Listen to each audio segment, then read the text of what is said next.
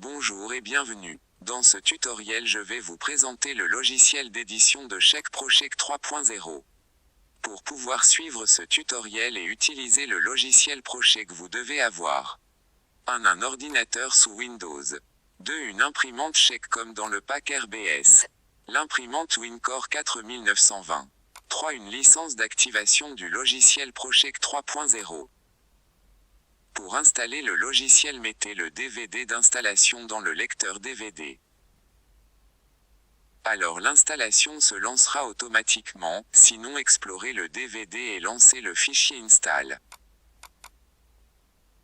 Vous devez après suivre les étapes de l'installation puis lancer le logiciel en cliquant sur l'icône qui se trouve au bureau.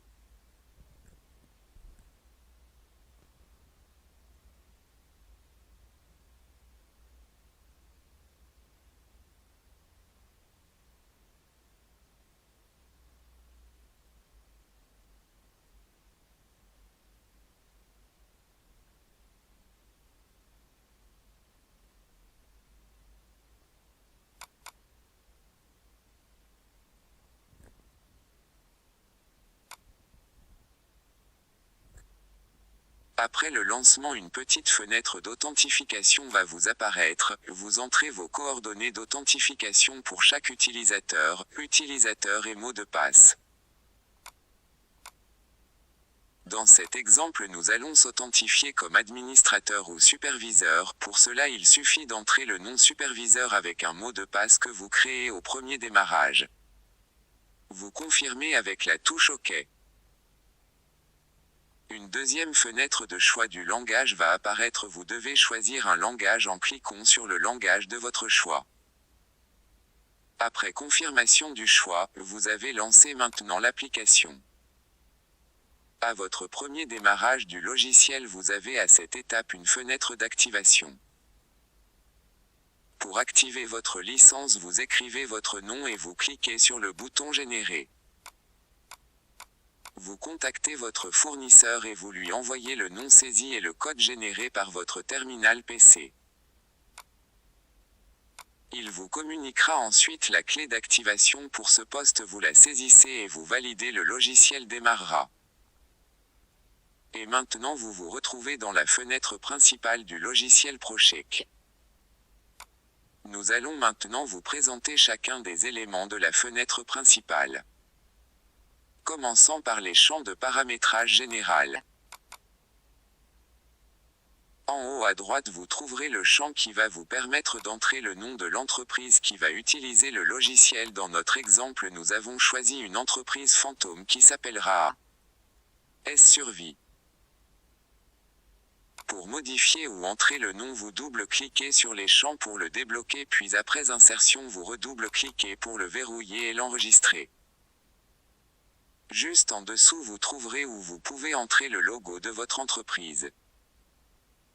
Pour ça, il suffit de cliquer sur le cadre avec le bouton droit de la souris. Une boîte de dialogue apparaîtra comme dans notre cas. Il suffit alors d'insérer votre logo en format 150 par 150 et cliquer sur OK. Nous allons maintenant passer au champ concernant les informations du chèque. Tout d'abord, nous devons remplir les champs numéro de chèque. Prenons en exemple 456 985. À côté, vous choisissez le type de chèque que vous éditez, barré ou non barré. On choisira barré. Puis juste en dessous, vous trouverez le champ où saisir le montant du chèque en chiffres. Dans notre cas, nous insérons le montant de 586 000 dinars. À côté de ce champ, vous choisissez la devise dans une liste déroulante. Collé à cette liste déroulante, vous avez un bouton pour ajouter plusieurs devises. Il suffit de cliquer et remplir le tableau des devises, puis vous les trouverez après dans la liste déroulante des devises. Vous remarquez que le montant va s'écrire automatiquement en lettres avec même la devise sélectionnée juste dans le champ texte en dessous du montant en chiffres. Cette fonction vous permettra d'éviter les erreurs dans le montant en lettres qu'on a l'habitude de faire dans l'ancienne méthode manuelle et donc éviter l'annulation fréquente de chèques de banque. Juste après en dessous vous trouverez le receveur de chèque. Et là dans cette partie vous pouvez soit saisir le nom du receveur ou le choisir dans une liste déroulante pré-remplie qu'on peut mettre à jour ou la créer automatiquement en cliquant dans le bouton. À côté comme vous voyez dans cette fenêtre. Vous pouvez soit insérer la liste des receveurs dans ce tableau à la même manière qu'Excel comme nous insérons ici. Ou de l'importer à partir d'un fichier Excel comportant déjà la liste des receveurs de chèques soit la liste des partenaires. Puis vous trouverez le champ lieu où vous saisissez le lieu puis à côté un agenda pour sélectionner la date. Partie 2. Paramétrage banque. Nous allons passer maintenant au paramétrage de chèques de banque. La plupart des logiciels d'édition de chèques ont une liste prédéfinie de chèques de banque. Dans ProCheck 3.0 vous pouvez ajouter le nombre de chèques que vous voulez et les paramétrer facilement à l'aide de la partie paramétrage chèque banque. Pour cela vous allez utiliser la partie en bas à gauche, soit pour choisir une banque prédéfinie soit pour ajouter ou modifier un paramétrage d'un chèque de banque. Suivez-moi attentivement. Pour choisir une banque vous trouverez dans la liste déroulante banque la liste des banques déjà ajoutées.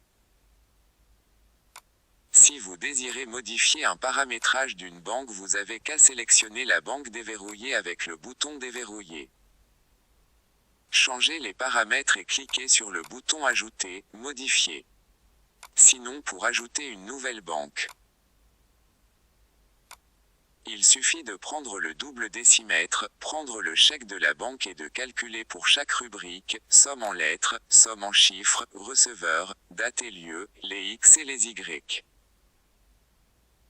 Soit la marge entre le bord gauche pour le français et le début de l'espace d'écriture sur le chèque représentant les X.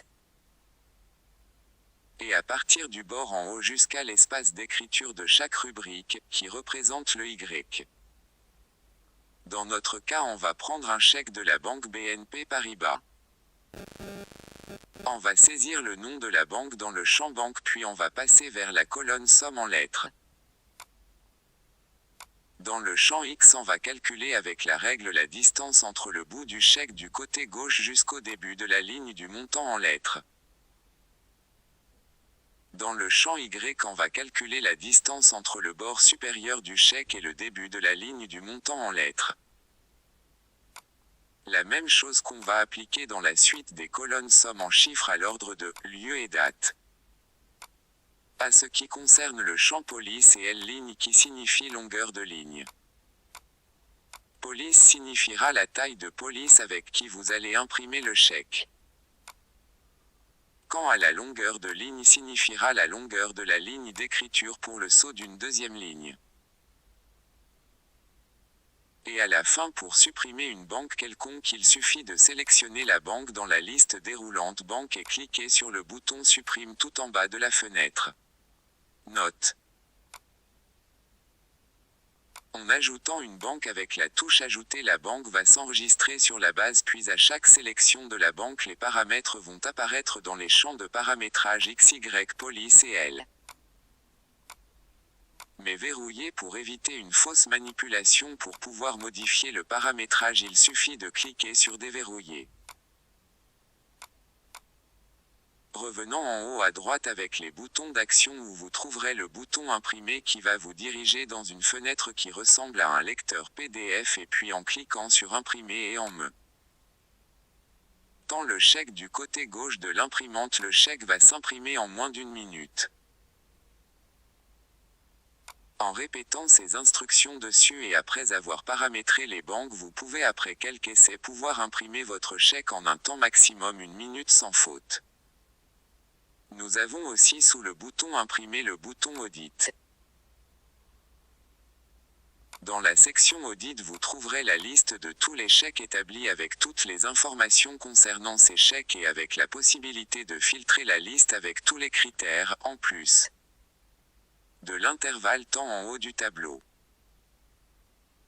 Toujours dans la section Audit vous trouverez le bouton Imprimer où vous pouvez récupérer une récap générale dans un fichier PDF et l'imprimer. Vous trouverez aussi un bouton qui va donner au administrateur superviseur de supprimer des chèques juste en haut du tableau à droite et juste à sa gauche un autre bouton utilisé par tous les utilisateurs pour annuler les chèques. Et en cliquant sur le bouton Annuler, vous constatez que la ligne du chèque sélectionné est barrée. Vous voyez aussi le bouton Reçu juste à gauche du bouton Annuler. Pour mentionner les chèques récupérés par le receveur, vous devez cliquer sur la ligne du chèque et cliquer sur le bouton Reçu, ou double-cliquer sur la ligne du chèque tout simplement. Vous trouverez aussi des informations en dessous du tableau comme le total des chèques émis. Le total en rouge représente tous les chèques émis annulés et valides. Et le total en vert en bas de la fenêtre représente le total des chèques valides. Et enfin le bouton Quitter pour revenir au menu principal. Maintenant revenons à la fenêtre principale au bouton Décharge qui se trouve à droite avec les boutons d'action juste en dessous du bouton Audit. Le bouton Décharge lance une impression d'une décharge pré-remplie pour remettre au receveur du chèque. Après l'impression, un message demandant à l'utilisateur ou à vous si vous avez remis le chèque au receveur en répondant par oui, le chèque est automatiquement mis en état « Reçu » dans la section Audit. Le dernier bouton d'action, c'est le bouton Quitter qui permettra à l'utilisateur de quitter le logiciel. PS. Ce qui concerne le paramétrage, en bas à droite vous trouverez une explication dans la bannière flash écrit en rouge juste en haut. Le paramétrage de cette section est de -5 et -3 par défaut concernant l'imprimante WinCore 4929. Maintenant, après un tour sur toutes les fonctionnalités du logiciel et après avoir paramétré le logiciel ProCheck, nous allons passer vers l'utilisation rapide.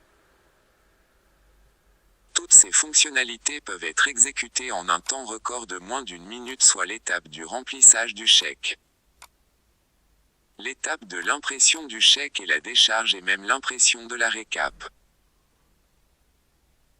Pour ça, le logiciel enregistre les informations plus ou moins fixes comme le lieu et le devise déjà insérés, il insère automatiquement aussi la date du jour.